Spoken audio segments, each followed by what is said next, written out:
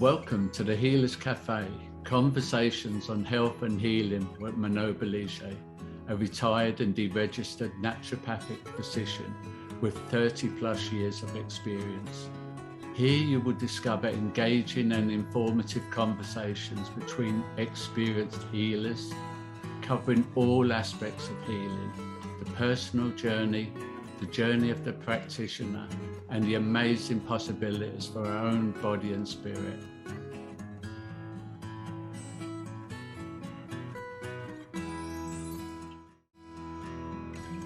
So welcome to the Healers Café. And today I have with me Dr. Robb Kelly. He's a PhD and sought after recovery expert who believes in treating the causes of addiction and not the symptoms.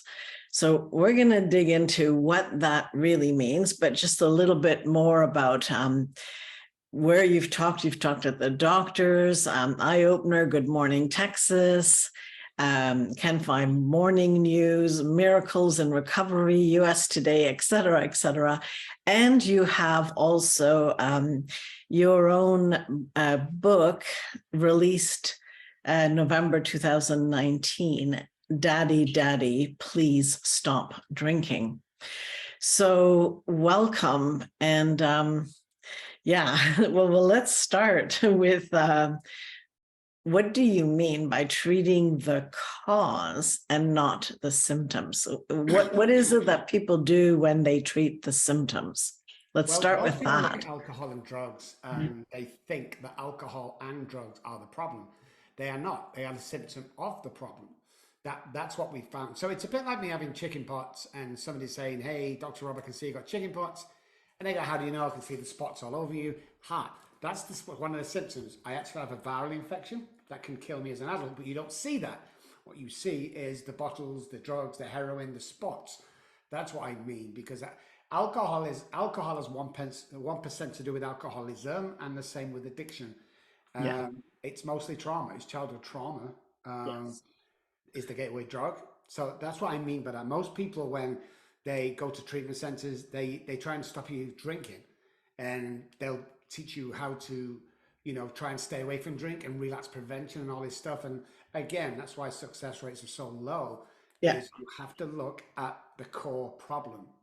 Yeah, well, I couldn't agree with you more from my background as well. I was a naturopathic doctor, for 30 years, and we do dig underneath, and it is a symptom. And that's why also, AA and A, besides the social, I guess, ability to meet with people, by repeating that you are an alcoholic. It's like,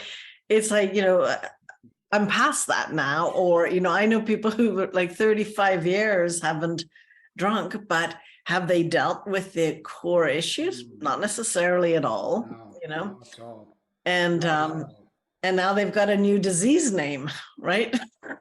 So now they've got another problem, so to speak. It's like saying, I'm a cancer, like I had cancer. It's done and dusted, it's over. It's like, why would you be identified with this anyway? I mean, it's not about the alcohol. What's it about? It's really about me and the way my brain works. I have a biochemical reaction to the ethanol in alcohol.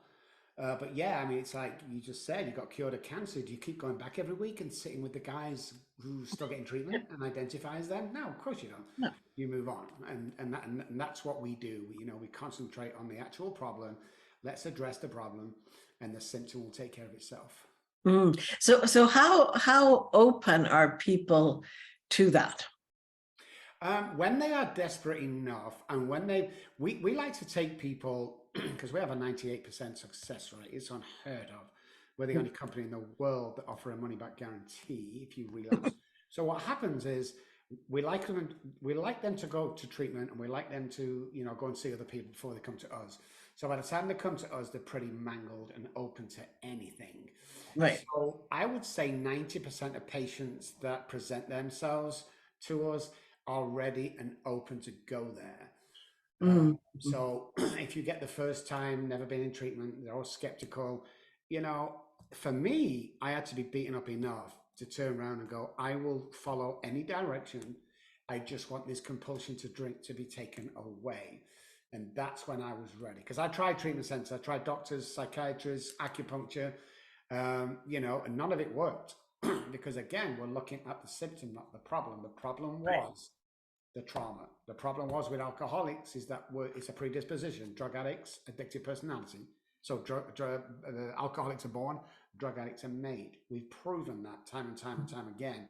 So yeah, it's great seeing people change, and it's great seeing people get well, without a doubt. And you'll know that feeling. There's nothing better than watching a broken person come in, make something of themselves. Yeah, well, absolutely. So can you tell us a little bit what got you, first of all, interested in this field? Because you didn't start in 2019. No, correct. I mean, I am an alcoholic, ex-problem drinker, recovered alcoholic. And that's why I came into the industry as a whole. Is I was always intrigued because there was alcoholism in my family. I was always intrigued of why there was no cure or treatment for it. So I suffered badly as a teenager and through college years, and eventually losing wife, children, houses, cars, and eventually becoming homeless. So it's when I come off the streets, I realized that there needs to be a new approach. Something's missing here. You know, when little Johnny goes into treatment for his fourth or fifth time, paying $20,000 a month, there's something broken. And that's what we concentrated on and came up with. And we have an understanding, me and treatment centers, not all of them, but most people don't like me and vice versa. Let's have a look at what's broken. And we found out the old model is broken. The textbook, let's talk about it. Let's talk about relapse prevention. And, if you want to drink, think of something else or go for a long walk, doesn't work with the real alcoholic. So intense work with neuroscience, neuroplasticity is what I specialize in. Central nervous system trauma, using NLP, SE, brain spotting, and the likes to really get back and clear. So what we look at when we look at the trauma, which trauma itself is a word going back 20 years ago. And Manon, this is nothing you don't know. I'm just hoping I'm teaching your listeners and watchers here is trauma was supposed to be a car crash or a plane accident or something really bad. When you look at addictive personalities and alcoholic brains, we have to really pick apart the trauma, because here was my trauma from my mother, or one of those. How many times have I told you can't go to college like your brother? You're too stupid. Boom. I carried that with me for years and years and years and years before I did my own trauma work and got rid of that. So we need to particularly look at the trauma regarding sensitive people, which are alcoholics and addicts, and find out exactly what that trauma is. And it could be anything as small as a comment at school that you've heard from a teacher or friend that's sat in the subconscious brain that will present itself when you go for that job, that car, that house, that girl, and you'll keep the pattern going.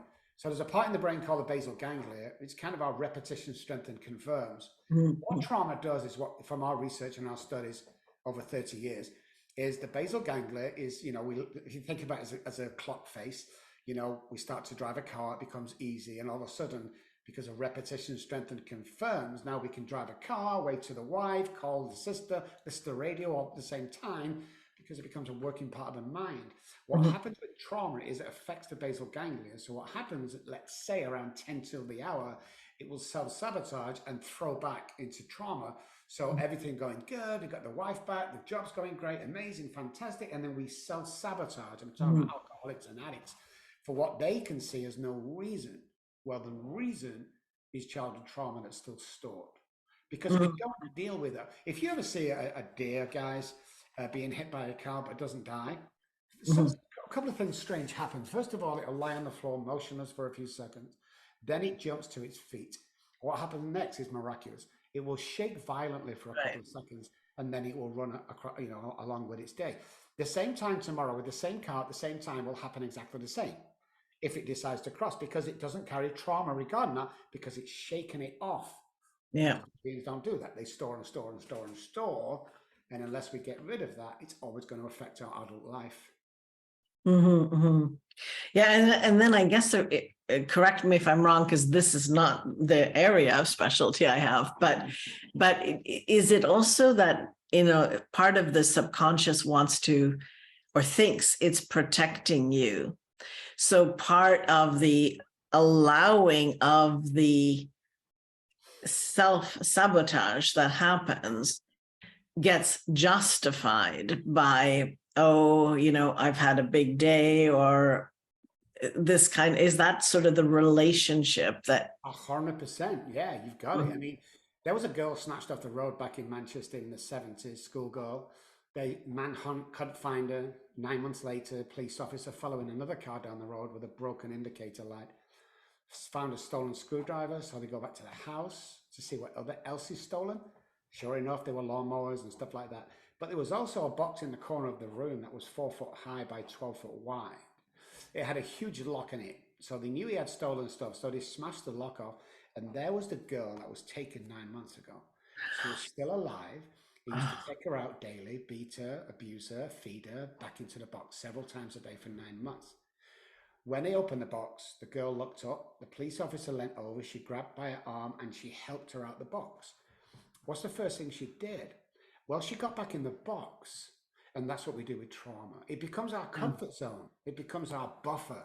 Even though we know it's painful and we know it's going to be horrible, it becomes the only thing that I know in times of trouble. So the idea is to address that, to smash that box and make sure you can't get back in, because most human beings stay in relationships too long. They stay in jobs too long.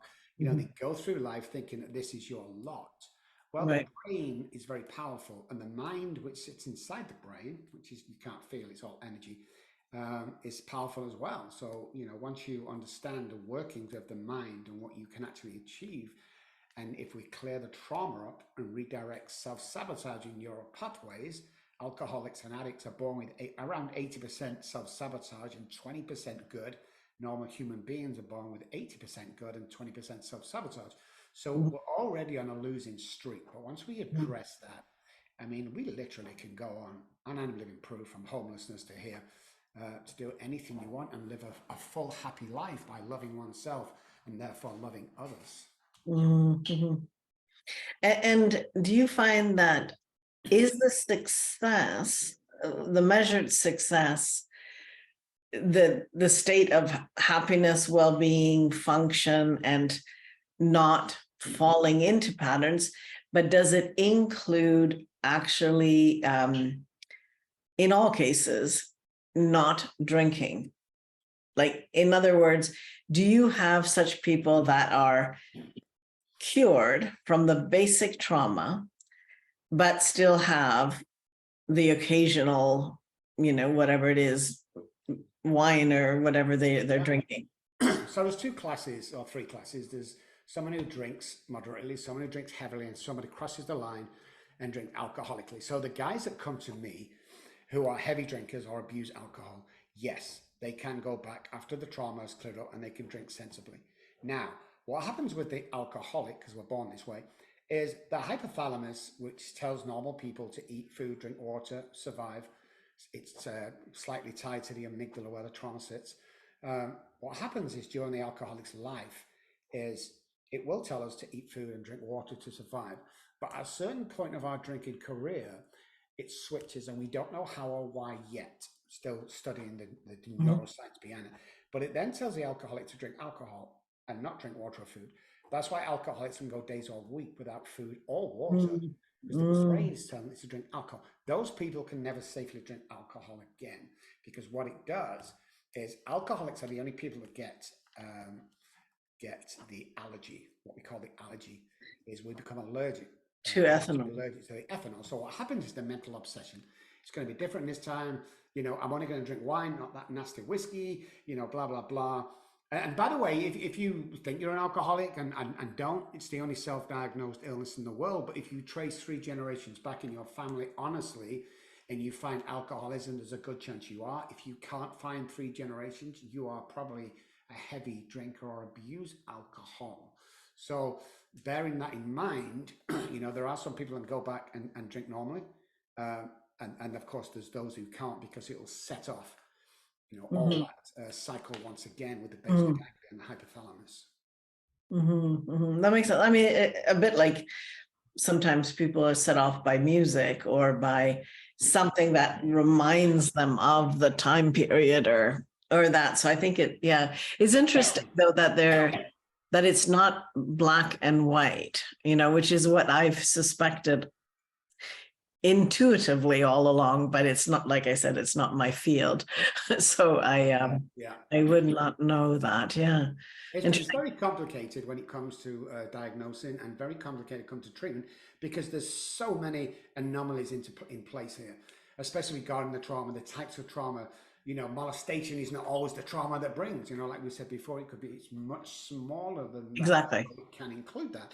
And then, of course, you've got your surroundings, learned behavior from parents. If mom and dad drink, if dad drinks alcoholically and he beats mom when he's drunk, and you see that as a child, well, that becomes normal behavior. Yeah. My baseline to a relationship. So what happens is, especially women do this, is they attract people, like dad. So when they get into these relationships, the guy ends up drinking too much and beating her.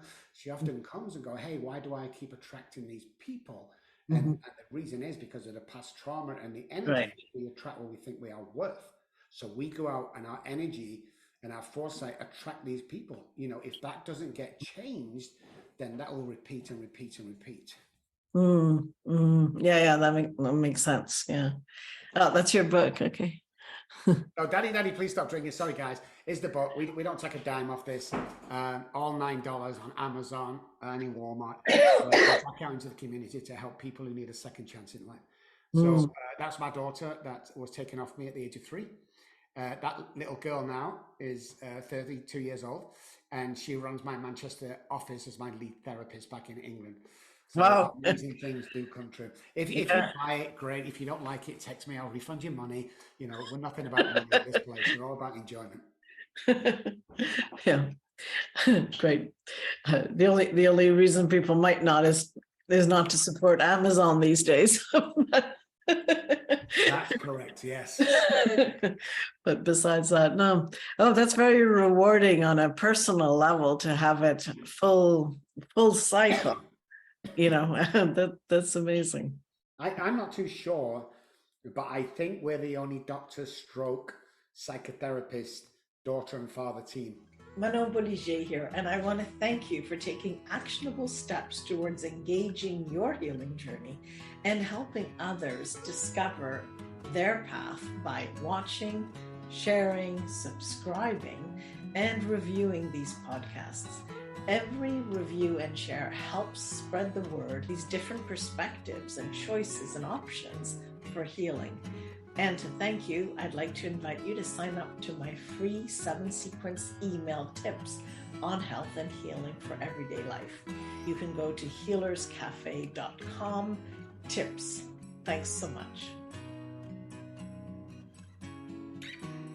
I'm going to have to check that out, but it's so cool when people find out that she's my daughter. It's crazy. Yeah.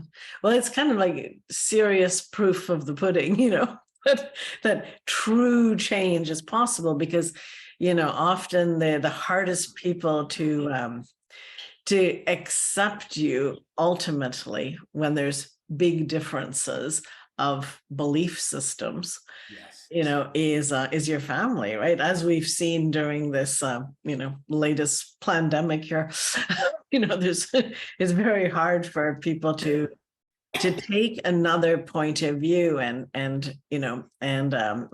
let's say if they believe that, the only thing they can do is go to A&A and that can tear a family apart, because, I do believe people intuitively, if they're connected, can feel that it's not right for them, but they don't know what else to do. And then they're doing it to, again, please the family, again, for others, that whole thing. And I don't think you can really heal yourself for others in that way. It has to be, you have to believe that you're getting something. Yeah, definitely. There's definitely a lack of information out there, and there's also a lack of dialogue when it comes to stuff like this, because addiction, alcoholism is still in the closet. I like jokingly say addiction is where gay people used to be in the 70s and 80s. We knew about it, but nobody spoke about it, you know, and one day it'll be out there and it'll become a normal conversation. But right now, it's, people often ask me, you know, what's the answer? And the answer is dialogue and education around Yeah. it, because people don't understand that alcoholism is a disease, so is drug addiction, and that it's a predisposition. We don't have a choice over this. So when we take our first drink, it sets off that cycle internally. There's a lot to be learned, and you know, once we get well, we'll become better fathers, better mothers, employees, employers. You know, it's absolutely incredible. But I mean, it's still one of the most misunderstood illnesses in the world. And alcoholism and addiction kills more people than cancer and heart attacks put together. It's just not reported.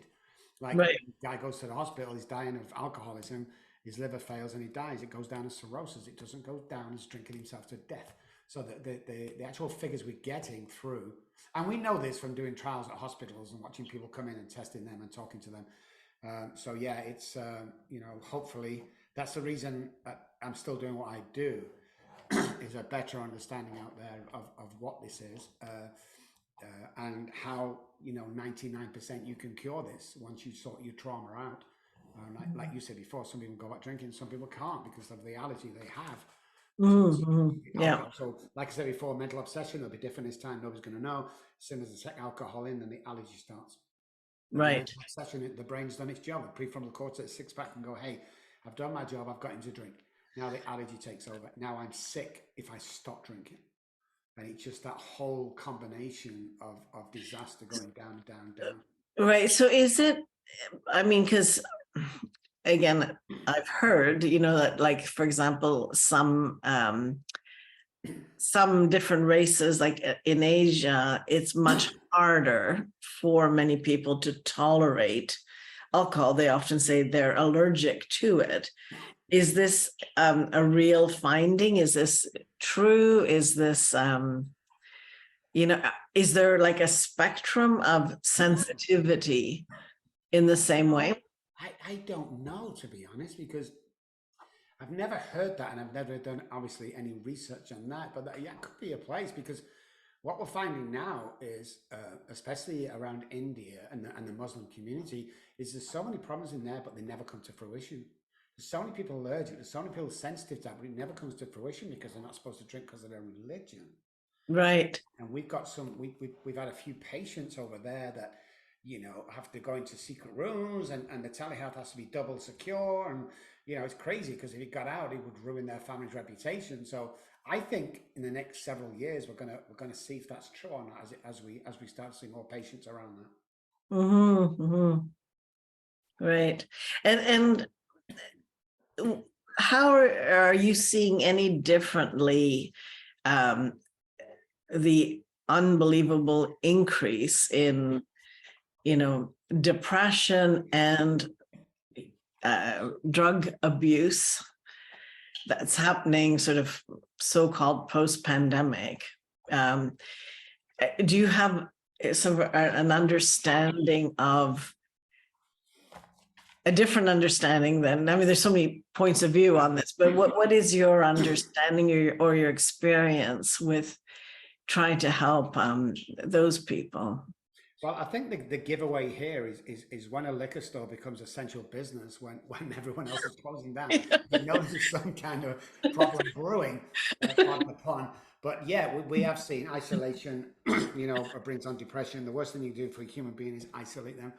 And we've seen that in families. Divorces go up by 27% in Texas alone. Right. Alcohol consumption went up by 43%.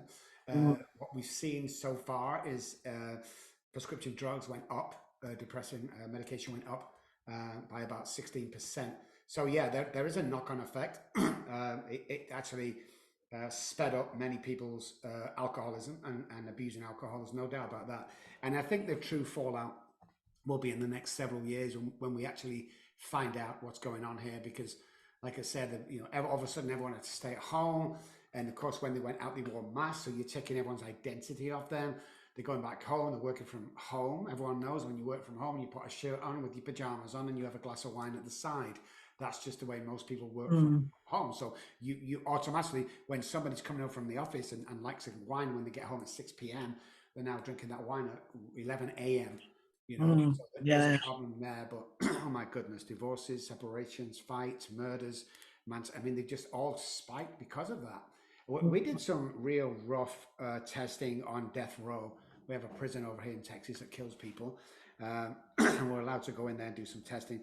And we found around 80% of people that was on death row that finally got to the chair on the needle was partially insane. So that's the isolation, you know. So automatically you've got isolation in homes. Yeah. And if you have a family, you still, you know, got daddy one room, mum in the other, children downstairs playing.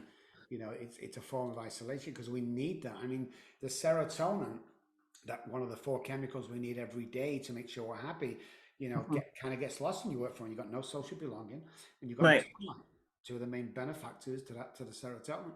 And of course, dopamine, endorphins, and oxytocin that you're not getting as well. So people become very, very depressed. You know, one of my biggest bugbears, and I'm sure you'll agree, doing what you did in the last, you know, several years, was when somebody gets depressed, you know, they tell a friend, "I feel depressed." "Oh, you got to go to the doctor. He'll give you some medication." So off we go to the doctor. He gives us an SSR, which is kind of a slow release serotonin that boosts our serotonin up. And in a couple of weeks' time, you'll feel normal again. Why isn't anybody asking the question why my serotonin is low in the first place? Yeah, no, exactly. Yeah. Well, we in Canada have found our own magical solution. We don't even give serotonin. We just offer MAID. Have you heard about that service?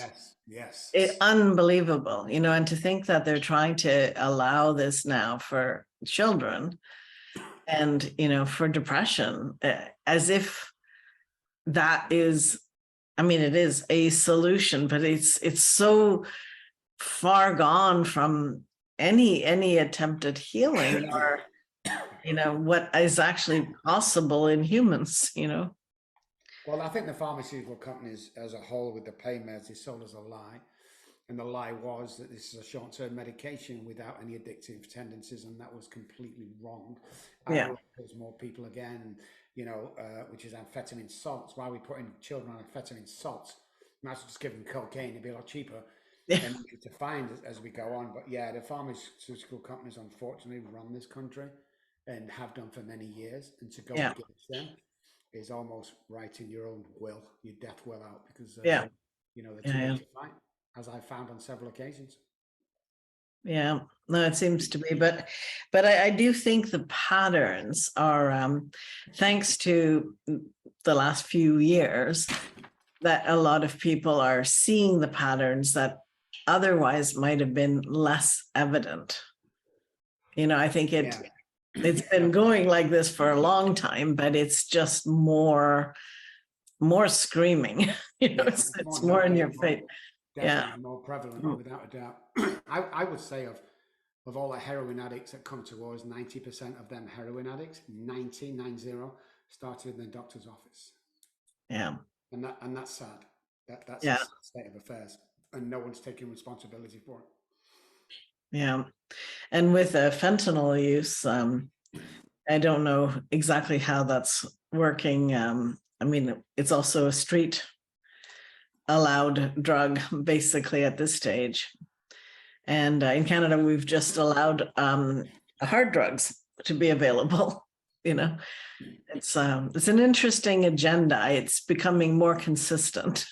Put it this way, it's nothing to do about really helping people. It's I think we've got a tsunami heading our way with fentanyl. And there's a new drug just come out on the market, on the street market.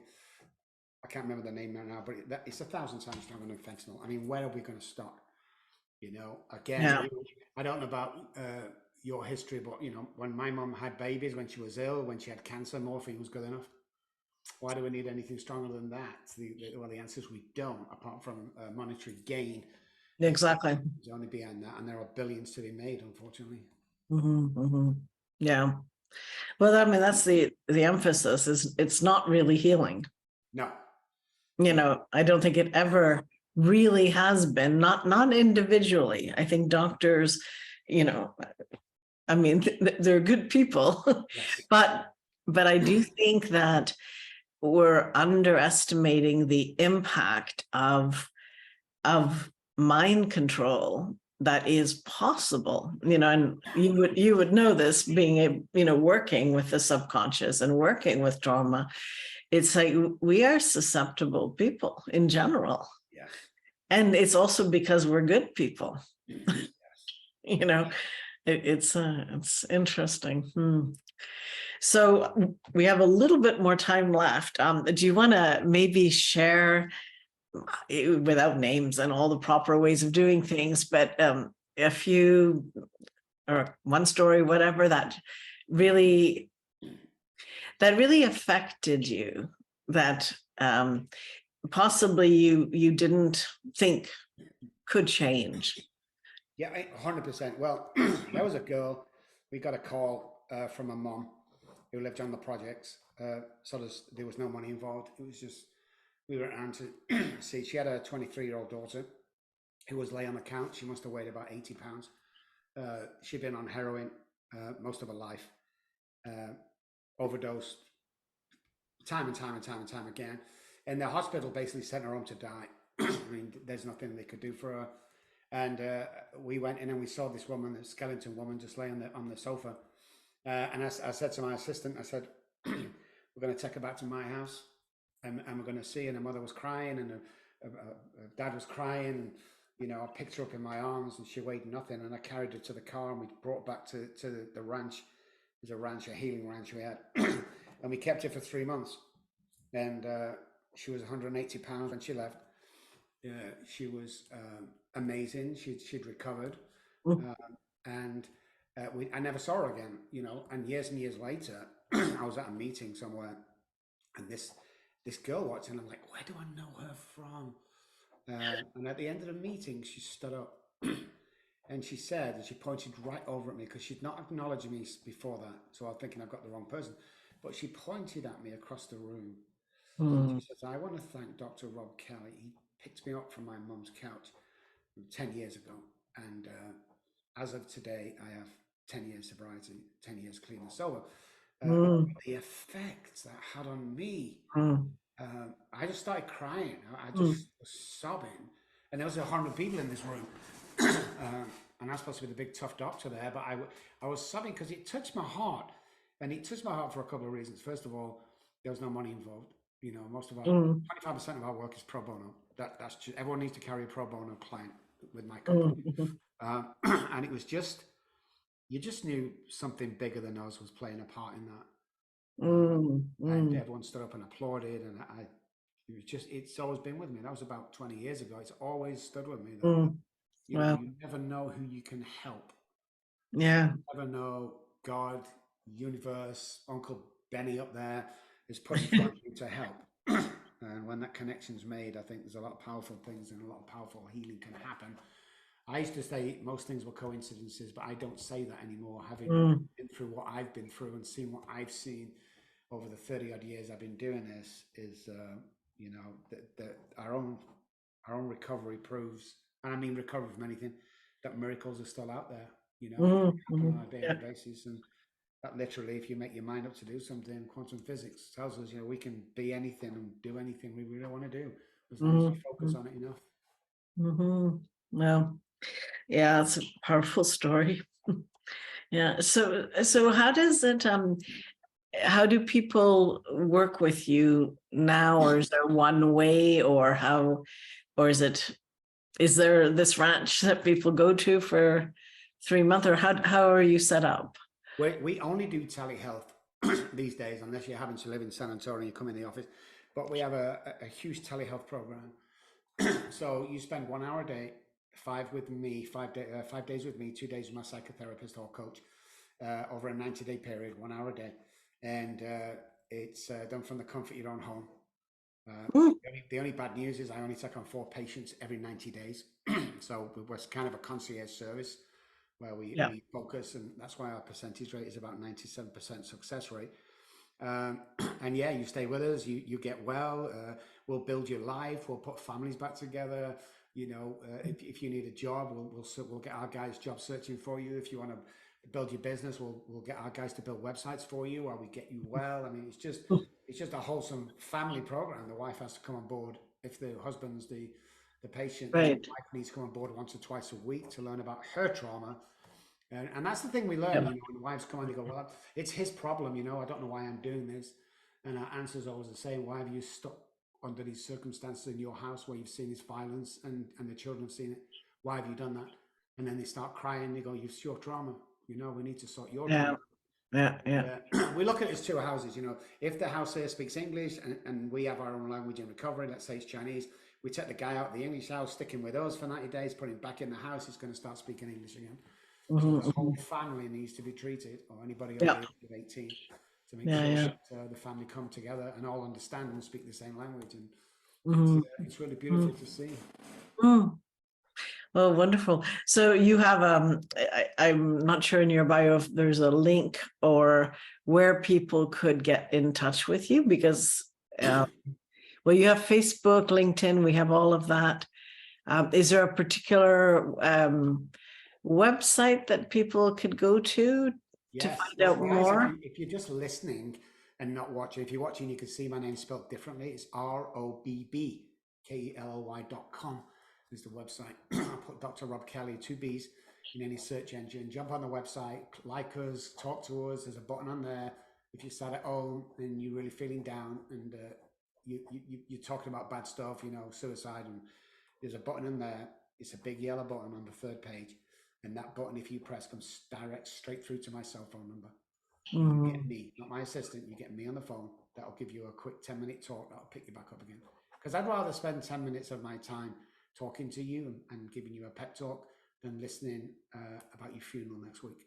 So get on there, guys. Be brave. It's only me. You know, a lot of people get freaked out when they see all the TV and stuff I've done. It's only me, the guy that sold his kids out for alcohol.